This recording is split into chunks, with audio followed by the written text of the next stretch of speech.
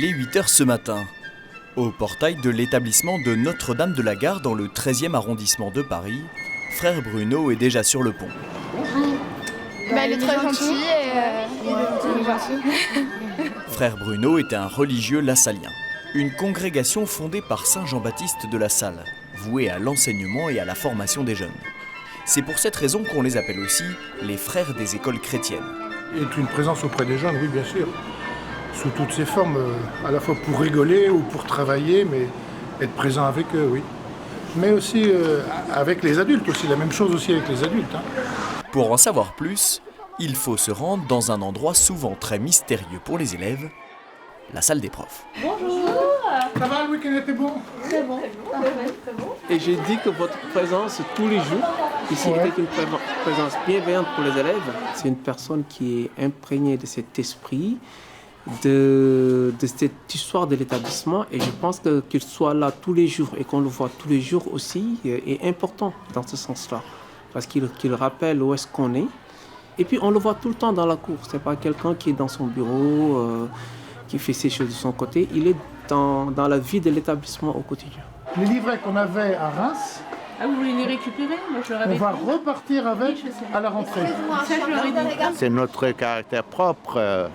On ne peut pas imaginer un établissement catholique sans présence des frères. Alors là, c'est...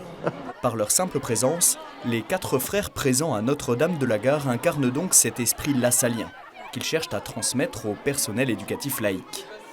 Ça fait déjà plusieurs années que les frères ne sont plus tout seuls à travailler dans un établissement. Ils partagent la mission avec Dalic. Et cette mission, faut la faire connaître. Les nouveaux professeurs, par exemple, ils ont une journée, 2 journées dans chaque délégation pour simplement apprendre pourquoi ils viennent dans cet établissement-là, pour mieux comprendre qui est Jean-Baptiste Salle, l'esprit dans lequel se développe cette pédagogie, ce système, ce style, cette pensée dans les établissements. Pour définir cette patte, il faut revenir à l'histoire même et à la vie même de Jean-Baptiste de La Salle. La tradition lassalienne veut tenir compte des enfants les plus en difficulté, les plus fragiles.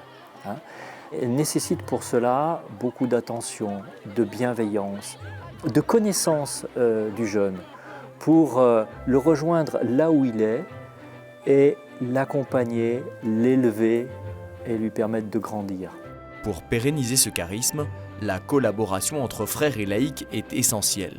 Nous le constatons de nouveau dans cet établissement de Passy-Buzenval, dans l'ouest parisien. Deuxième orientation concernant le projet éducatif lassalien, son actualisation. Comme tous les 4 ans, se réunit l'AMEL, l'Assemblée de la mission éducative lassalienne. Son objectif, définir les orientations de tout le réseau lassalien pour les prochaines années. Les laïcs y occupent une bonne place. Sur les 80 personnes présentes, 2 tiers des effectifs. C'est aussi dans la ligne de Vatican II et dans la ligne de la manière dont l'Église veut aussi associer les laïcs à sa mission. Et nous, dans le domaine de l'éducation, nous n'avons pas voulu garder cet héritage pour nous, même si c'est vrai, nous sommes aujourd'hui les frères moins nombreux, mais nous avons voulu faire en sorte que des laïcs puissent s'engager dans notre réseau et faire vraiment de leur métier un ministère en quelque sorte. On a besoin les uns, les autres, de se tirer vers le haut. Et si vous ne pouvez pas rassembler des gens qui sont en situation difficile, ils ont besoin d'exemples, ils ont besoin d'être stimulés. Donc, je ne suis pas sûr que c'est le copain qui est à côté et qui est déjà en difficulté qui va porter de l'aide à celui qui en a déjà besoin. Moi, j'ai des enfants qui arrivent en CM1, CM2, ils sont d'un niveau de grande section maternelle. Ils ne lisent pas. Ils arrivent au collège. Qu'est-ce qu'un enseignant fait de collège avec un enfant qui ne sait pas lire? On n'est pas formé pour ça. Donc à Oscar Romero, on connaît ça, on a une expérience de ça. Une question se pose pourtant. Peut-on maintenir l'identité lassalienne sans aucun frère en établissement? Cette situation, Sandrine l'a connue à Notre-Dame de la Gare. Entre 1999 et 2012, les frères n'habitaient plus sur place. D'avoir connu avec et sans frères, je dirais que la différence, c'est que nos regards se tournent sur les intérêts communs, sur le bien commun, sur le collectif, sur le vivre ensemble.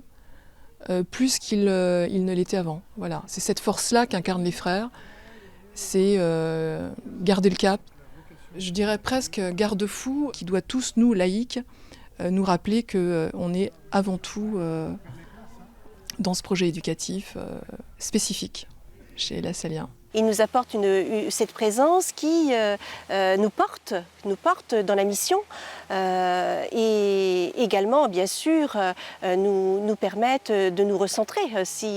Il peut arriver que parfois nous nous égarons, je ne sais pas si c'est le cas, mais en tous les cas, ils sont les garants que nous sommes sur le droit chemin. Nous sommes à leur côté et voilà, nous sommes à la suite de Jean-Baptiste de La Salle et des premiers frères. Face à une crise des vocations sans précédent, les frères des écoles chrétiennes préparent pourtant le terrain de la transmission depuis une quarantaine d'années et favorisent les lieux de rencontre avec les laïcs pour qu'ils s'imprègnent de cet esprit. Ainsi, cette petite fraternité s'est réunie à Rueil-Malmaison chez Raphaël, directrice de l'enseignement supérieur dans l'établissement de Passy-Buzinval, et autour de Frère Pierre. Au programme, prière et partage. C'est parfois difficile pour eux comme pour nous, tout le monde est fatigué, énervé. Ce sont des moments qui sont extrêmement importants parce qu'ils nous permettent de nous ressourcer. Alors j'ai ma vie de famille bien sûr, j'ai ma vie sociale, personnelle, mais j'ai besoin aussi en tant que chrétienne d'avoir ces moments de partage avec des collègues qui ont les mêmes problématiques, ou pas d'ailleurs, mais on partage nos problématiques. Toujours à la lumière de l'Évangile, à la lumière de textes fondateurs de Jean-Baptiste de La Salle. Et ça nous permet de repartir régulièrement de l'avant. Je suis très intéressé et très touché par cet esprit de communauté qui existe chez les frères. Et le fait de le vivre aussi, et en particulier avec des frères, ça c'est intéressant. Comme on se tourne vers un père, quand on se tourne vers un grand frère qui a son expérience, et qui nous dit oui, on est bien d'accord ou pas. Et c'est bien dans ce passage de la tradition et de l'expérience que se noue le rapport entre les frères et nous. C'est quand même toujours les mecs qui font leur ça reste une fraternité. La soirée finit par un barbecue, un moment de fraternité très cher à l'esprit lassallien qui cherche à prendre en compte toutes les dimensions de la personne, le corps, l'âme et l'esprit, à l'école comme dans la vie.